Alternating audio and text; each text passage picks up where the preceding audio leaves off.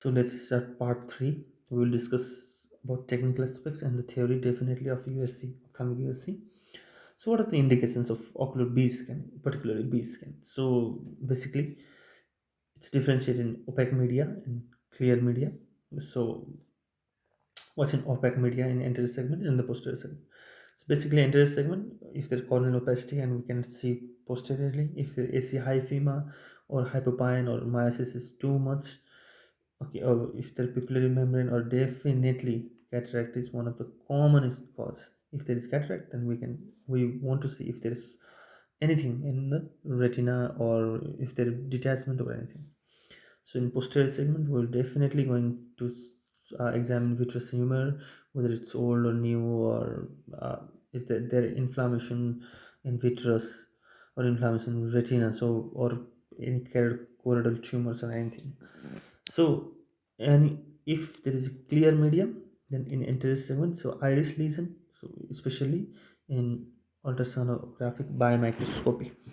Ciliary body lesions are very good with the ultrasonic biomicroscopy. In posterior segment, definitely with clear media, if there is masses detection like choroidal tumor and retinal detachment, rheumatoid or exudative, whatever, or sometimes intraocular foreign body, isn't it? So these are the things. So these are not just few. These are the few indications because there are a lot of indications you can see, and a lot of cases you can see in these four books that I have continuously showing you for the references, which is very good books. So indications of orbital B scan, not in just ophthalmos but orbit too. So in ophthalmos, which is another indications, unilateral bilateral exophthalmos is another indication. Globe displacement is another indications. So sometimes lead abnormality, retraction, swelling, ecchymus is another indications, or palpebral visible mass, chemosis, motility disruption, or diplopia, or pains. These are all indications for orbital. What are the contraindications of USC? So it's very important that you understand obvious or suspected globe rupture case. It's really contraindicated. Okay, not just contraindicated. It's really contraindicated. So it's you have to be very cautious, and in your exam, it will definitely be going to be asked. So if you are doing, if you have done your internship or whatever in hospital setup, definitely then.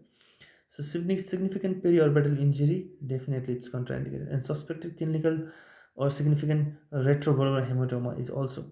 So you cannot push at that particular condition. You can push that globe and increase the pressure over there. Oh, okay. So the most important contraindication you have to understand is obvious or suspected globe rupture. At that particular case, don't touch eye with USC probe. Okay. So display mode, there are three display mode. One is A mode, B mode, and yes, sometimes it's called M mode, but and obviously there is A mode and B mode together. So what is A mode? A mode means, so basically A comes from amplitude. So time amplitude USC, one dimensional, basically just a spike. So in tissue boundary displays the graphical as function of distance along the selected axis, which is x-axis. So space of the spikes, which is basically what is the space of the time taken for the sound beam to reach the given interference and the echo to the probe, which basically means that its space is a distance, isn't it? Amplitude of the echoes on the display is proportional to the sound energy reflected. The higher the sound energy reflected, higher the amplitude of that echo and higher the spikes. So in general, 8 megahertz is used. Probe is emit unfocused beam. We have discuss between differences between unfocused and focused especially in B mode, and unfocused especially in A mode. So the term A scan is often used to describe the mode, but it is not an appropriate term since the transducer is fixed in a one position during the biometric procedure and it's not scanning. So basically, A scan means there is nothing we do is scan. Obviously, we fixed in whenever we do A mode for biometry, especially we are targeting to the macula, isn't it? So very simple. So uses is obviously for axial length measurement, and most of the time for sure shot for intraocular lens calculations. intraocular or intraorbital pathologies, detection and determination local. And sometimes, I don't know, maybe probe is changed, but sometimes A scan can be used for to determine not just A scan, but yes, A and B scan together. We try to determine the width of the extraocular muscles too. But that's very simple. We target always macula and cornea, anterior lens, posterior lens spike, retina, and this spikes goes down orbital fat, isn't it? Then close to the retina is definitely colored, and then sclera, and then wave declines. That declination is orbital fat. So A mode USC biometry, so axial length measurement to obtain the power of IOL, which is very much important use of A scan, and calculation of total refractive power of eye. So basically these are the things, isn't it? Anterior cornea, posterior cornea, retina, sclera, and then declines that wave spikes. So probe position in a scan, just touch the cornea, don't indent it, obviously.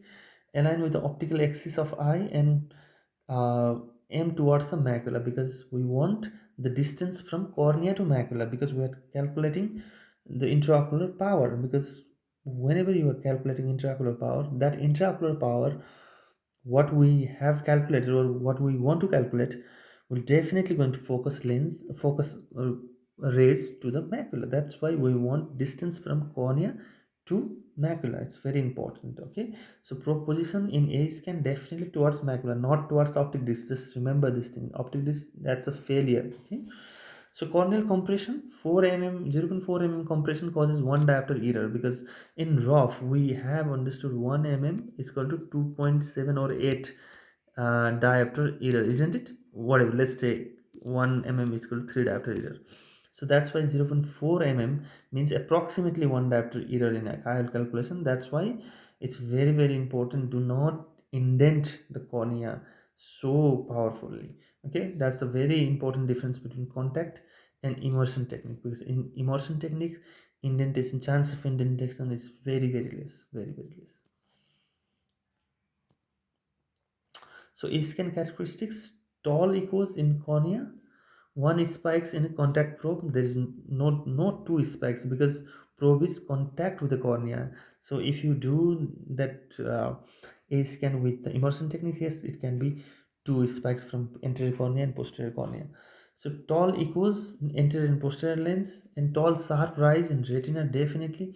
Medium to tall echoes in sclera, yes, definitely. But medium to low echoes, especially this declining, is in orbital fat.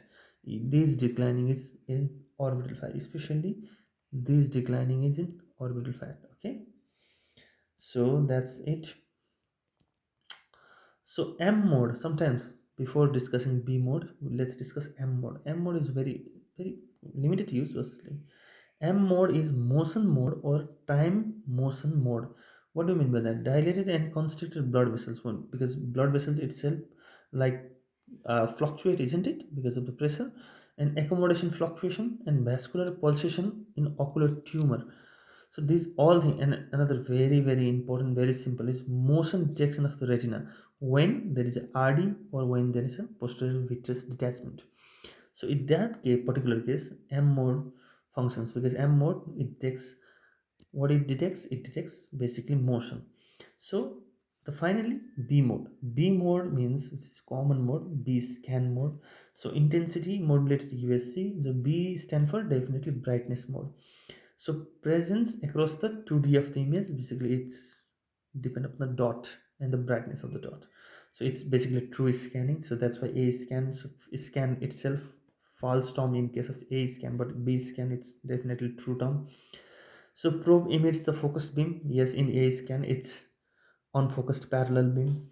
So in A scan roughly we take 8 megahertz, but in B scan we take 10 to 20 megahertz. So each echo represented a dot on the display screen, and one of the important thing is strength of the echoes goes higher, brightness of the dot goes higher.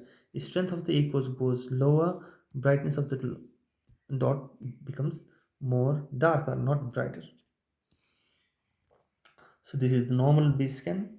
So initial line to the left probe tip basically means here. and the right side of the fundus is opposite to the probe. Obviously, upper right side of the fundus is opposite to the probe. Upper part portion of the globe where the probe marker is directed. It's very important. It's very important as a student that what do you mean by probe marker? Probe marker means wherever the probe marker is, in display, you know that side.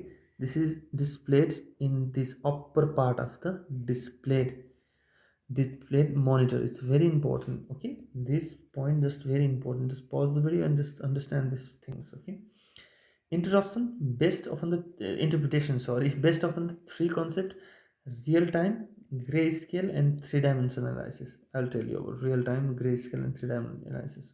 What is real time? The image can be visualized at appropriately 30 frames per second. That's something from photography, isn't it? Allowing motion of the globe and the vitreous to be easily detected, because whenever you do the motion, then there will be the motion of the vitreous and the globe. B-scan allows real-time evaluation of any ocular pathology. So real-time ultrasonic information frequencies set in the vitreoretinal surgery. Definitely, isn't it? Whenever you do real scanning in B-scan, there you can see things moving, isn't it? That's real-time. So that speed is 32 frame per second. You can detect that. Grayscale is very simple. Displays the turning echoes into 2D images. Isn't it? Everything is grayscale. This is grayscale, isn't it? So that's what I'm talking about. So strong echoes are displaced brighter at high gain and remains visible even in the gain is reduced. It's very important. Strong echoes remains even if gain is reduced. That's very important point. Weaker echoes are seen in the lighter shades, definitely, as we have discussed. Stronger the echoes, brighter the dot. Weaker the echoes, lighter the dot. Okay, so lighter shades of gray that disappear when gain is reduced. That's very important. If echoes are weak, that disappears when gain is reduced.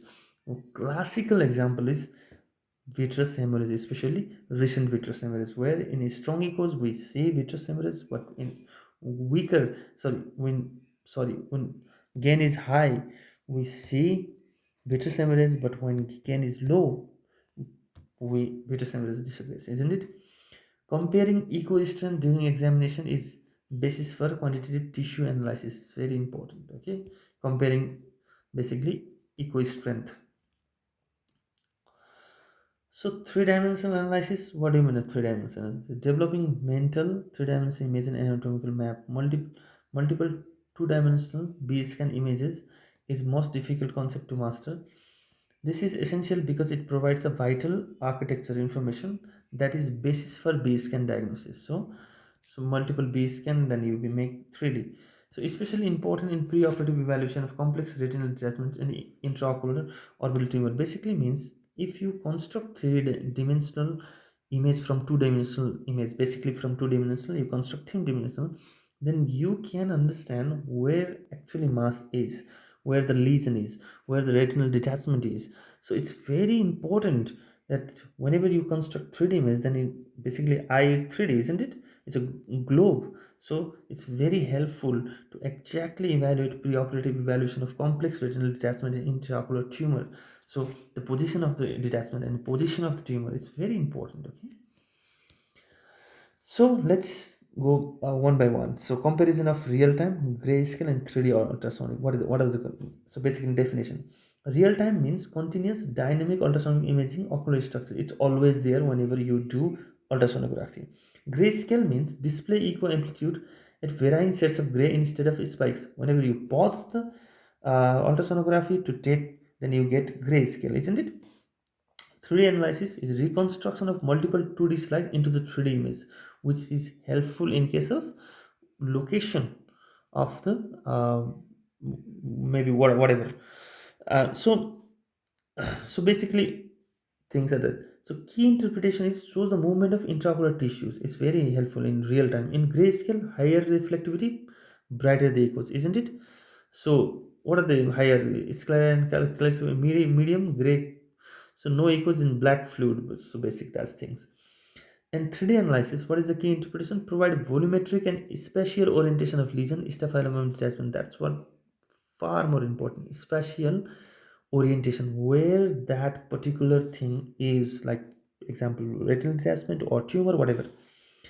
So clinical application of real time is differentiation mobile versus fixed.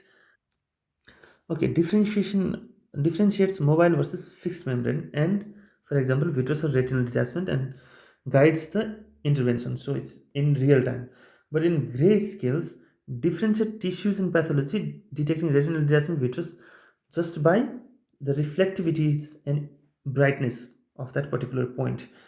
And 3D analysis is tumor volume measurement, surgical planning, and better anatomical visualization is definitely with 3D analysis. So these are the three, so basically three modes that I have to discuss, and I have been I have done the discussion. So basically, you have to understand three modes. Okay, it's very important.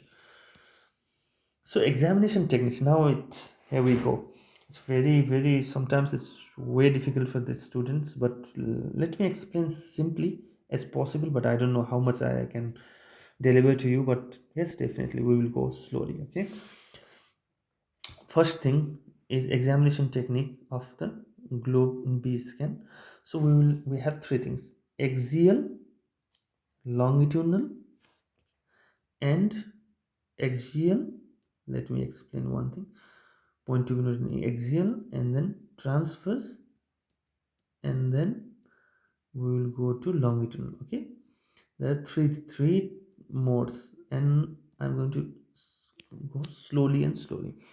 So see, in case of axial, it means like simple from the axis. Can you see this picture where probe, this is probe, isn't it? This long orientation is probe. So probe, and there is dot, which is marker, isn't it? So probe is always in cornea, isn't it? That's the axial, means in an axis, in a visual axis. Transverse and the longitudinal. That's these two things. Where in one probe is aligned with the limbus, in another probe is 90-degree with the limbus, isn't it? In this picture, it's 90-degree. In this picture, probe is aligned with the limbus, isn't it? So that's the three techniques. So we have to understand where we are going to use, and how we are going to use, and everything. Okay, so I think I should stop here, and I will start this um, next presentation on examination technique. I think I have to stop right now, because if talk a lot, then it will be like 30 minutes or 40 minutes video. So I think I will show my references in another video. So let be stand choose.